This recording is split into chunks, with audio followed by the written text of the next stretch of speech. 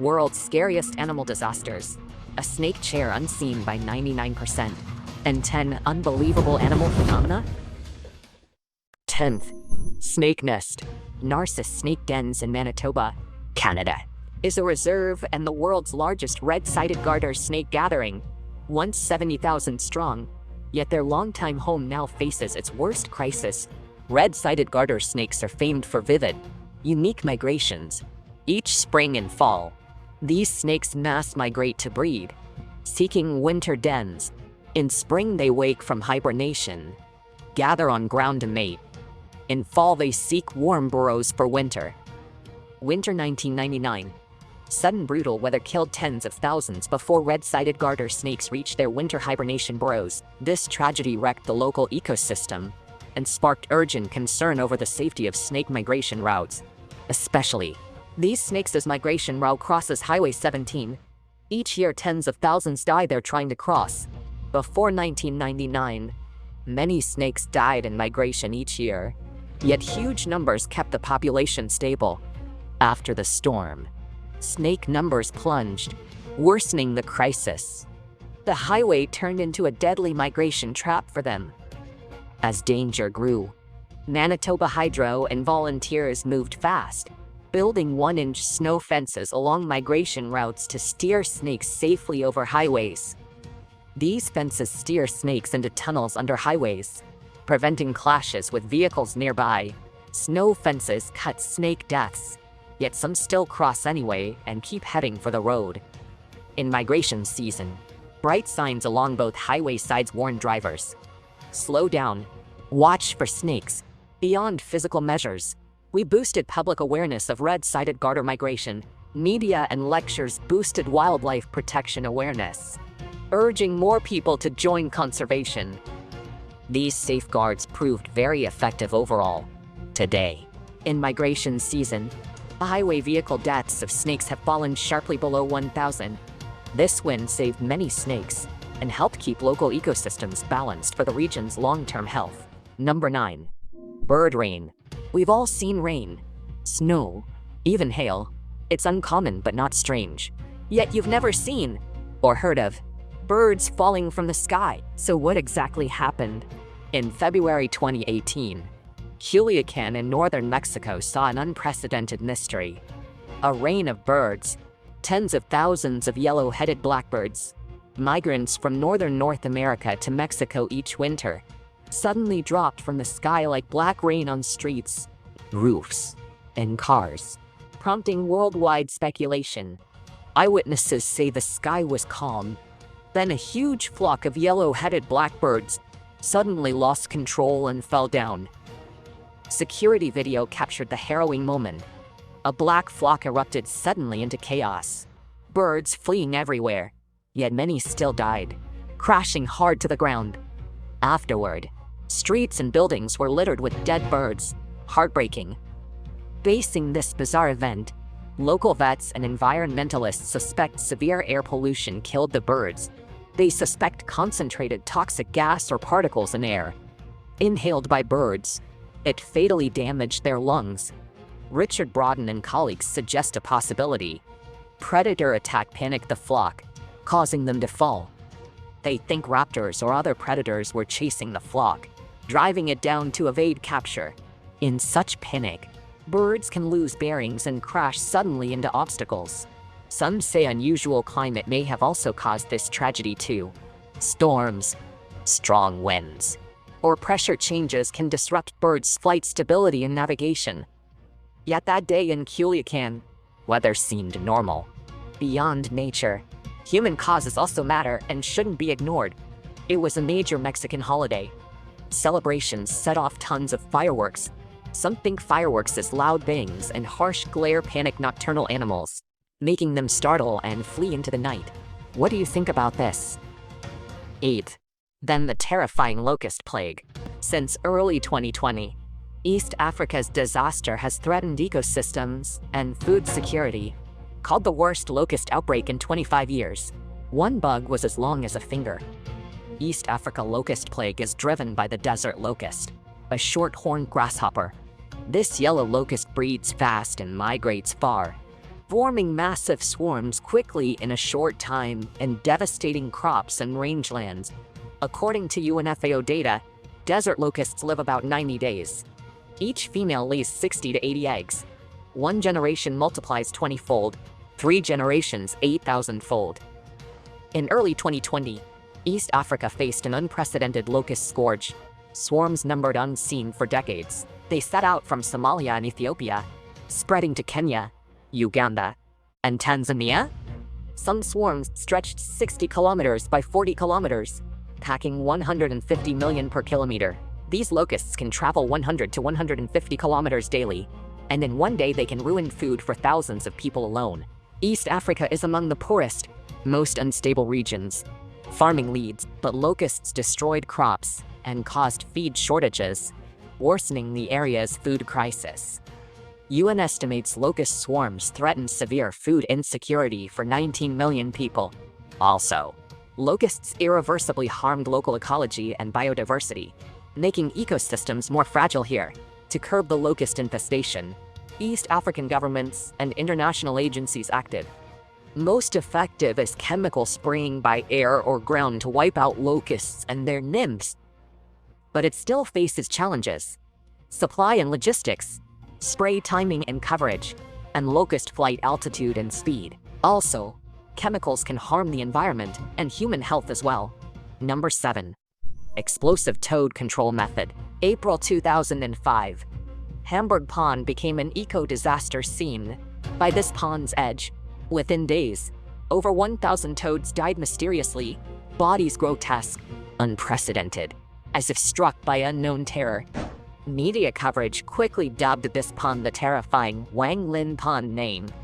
Reports say the toads didn't simply go still. They instead exploded. These chilling scenes fueled public curiosity and fear, and drove scientists to investigate quickly. Hamburg Hygiene Institute moved fast, testing pond water and dead toads thoroughly. Yet early probes found no toxins, fungi, bacteria, or new viruses, making the case even murkier. Just in time, amphibian expert Frank Muchman took case. After closely inspecting the toads, Muchman found key clues: round back wounds the size of a bird's beak, missing livers, yet no obvious bite or scratch marks anywhere on their skin. From these findings, he proposed a bold idea. Birds like crows pecked the toads' livers, triggering violent defenses and injuries that swelled their bodies, ending in explosive death. Muchman's theory seems plausible, yet still no hard evidence fully supports it today at all. Luckily, as time passed, pond toads recovered, and the ecosystem found its balance again. 6. A flood of red crabs. Christmas Island lies 350 kilometers south of Java and Sumatra, under Australia. This tropical paradise hosts the unusual Christmas Island red crab, over 11 centimeters wide, wearing a fiery scarlet shell. Truly mesmerizing today. Still, though eye-catching, these red crabs have lots of water and little meat, so they're poor fare, low value. Yet these ordinary red crabs, for a time, caused islanders major trouble. Roads blocked, travel hard, cars stuck.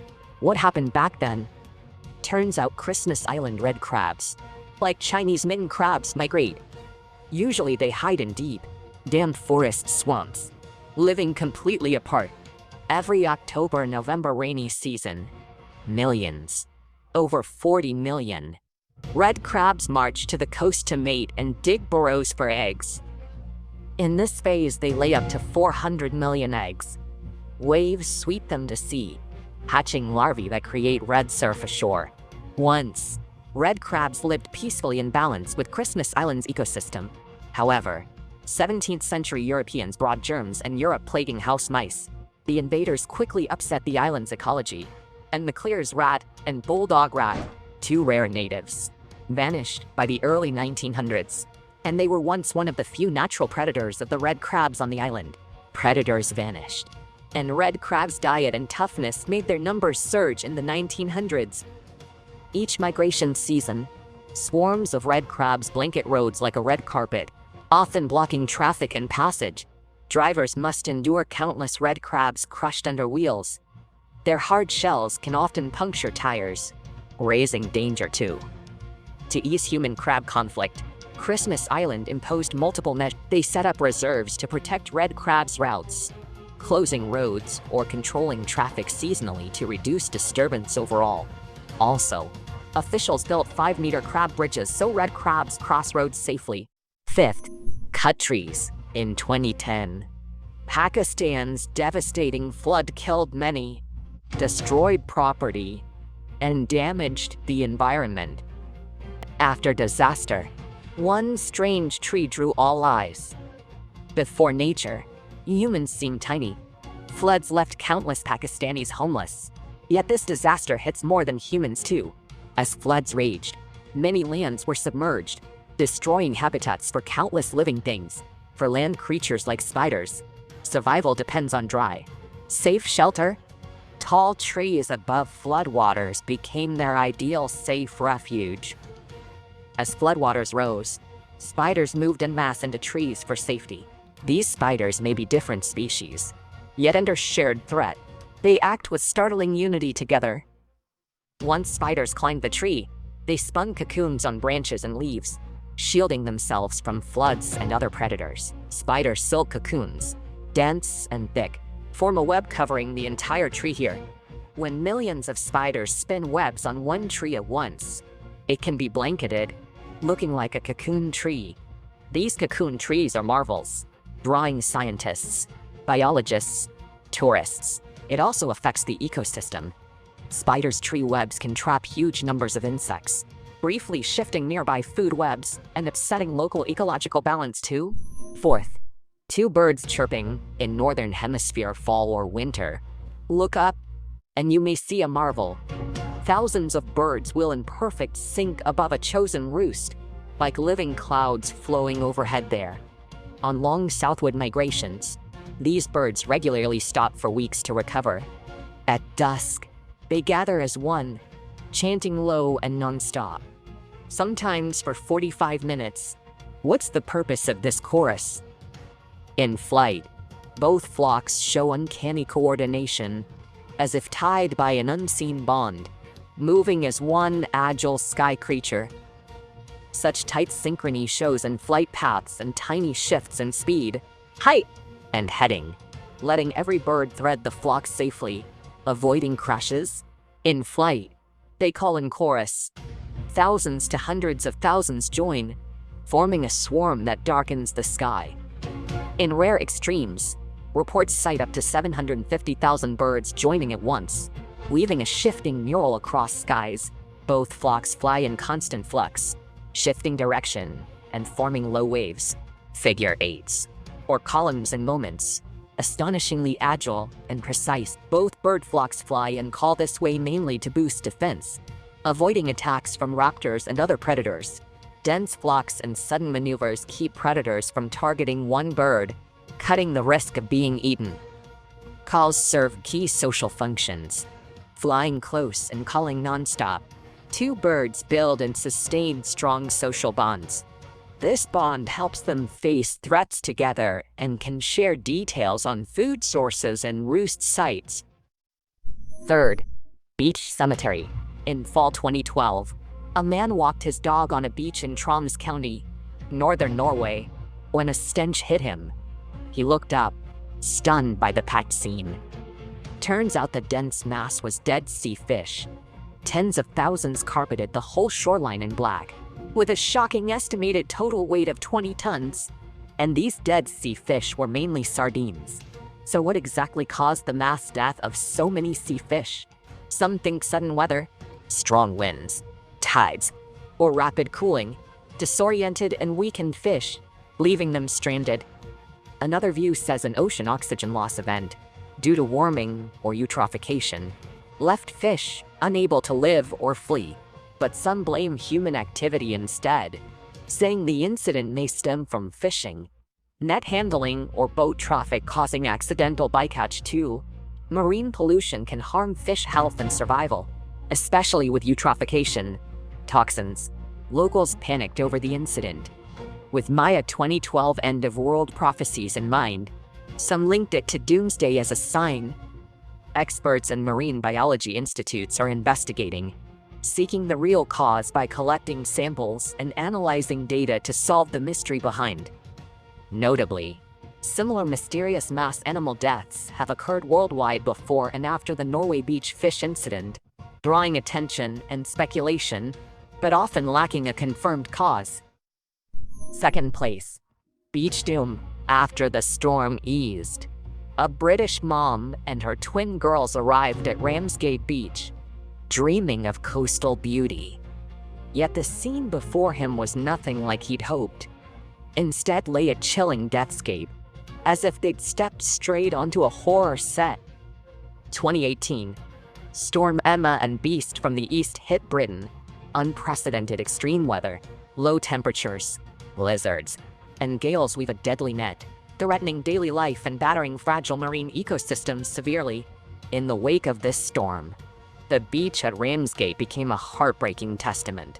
Massive waves, like hands, pried starfish off seabed and reefs, flinging them onto land unfit for them.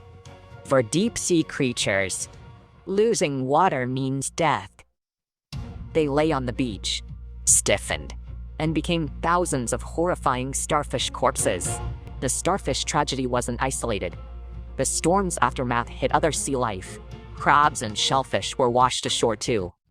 This mass marine die-off alarms environmental groups and ecologists. They urge study and monitoring to gauge how extreme weather harms ocean life and ecosystems. First, mysterious whales sit atop the ocean food chain, with few predators. So why do whole pods beach themselves together at all? Did they lose hope and truly want to die then? In November 2018, a major pilot whale stranding occurred in waters off southern New Zealand, near Cooper's Beach shore. Reports say about 145 pilot whales stranded on Cooper's Beach.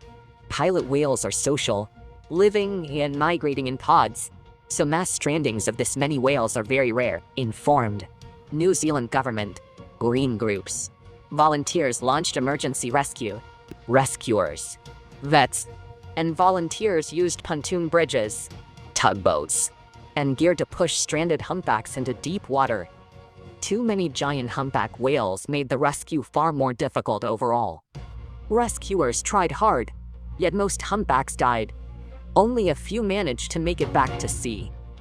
Not the first mass whale stranding. In 2009, Macquarie Island near Tasmania, southern Australia, saw nearly 200 fin whales beached along its shores in one event. So why did these whales come to the beach on their own? Researchers say these whales may have wandered into shallows while migrating or feeding and couldn't escape, blocked by terrain or currents. Some think these whales followed group cues or a lead whale, and the pod strayed into shallow water. Now, number 0. Snake rain. To most people, spotting a snake far down the road is frightening. Imagine one dropping from above. Do snakes really fall from the sky? They say in 1877 Memphis, dark clouds brought a torrential rain, and then suddenly countless snakes appeared overhead, raining down to blanket the city. Snakes of all sizes, from venomous to harmless, have sparked major panic and disruption for locals. But it's long ago. Scientists have no records or proof of such events. So, snake rain is likely just folklore. Yet some argue snake rain has a scientific cause. Tornadoes or fierce winds can lift snakes from the ground, carry them aloft, then later drop them down with rainfall again. Tornadoes' strong suction and spin can lift objects, even animals. History records animal rains. Fish poured in Honduras in 2016. Frogs in Birmingham in 1954. So a rain of snakes may not be impossible, after all. That's it for today's video. Which of these 11 unbelievable animal disasters stuck with you most so far today? Tell us in the comments below.